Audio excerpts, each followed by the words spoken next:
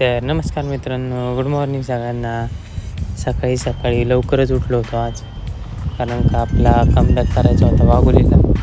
त्याच्यामुळं जरा लवकरच उठलो, आवरलं, बॅग केली आणि डायरेक्ट निघालो आपल्या वाघोलीला यायला.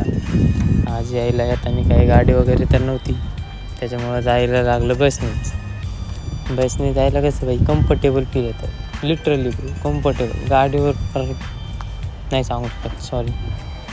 तर मग बसने आलो.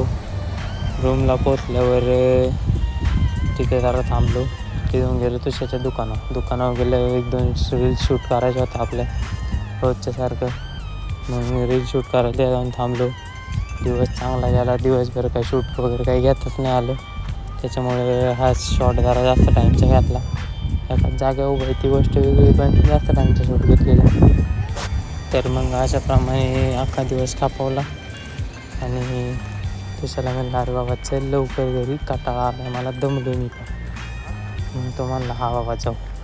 मग येताना स्वयंपाकाला भाजीपाला पण आणला आणि मग डायरेक्ट आपलं रूमवर. तर कसा वाटला आजचा ब्लॉग आवडला असेल तर लाईक करा, कमेंट करा, सबस्क्राईब करायला विसरू नका. धन्यवाद.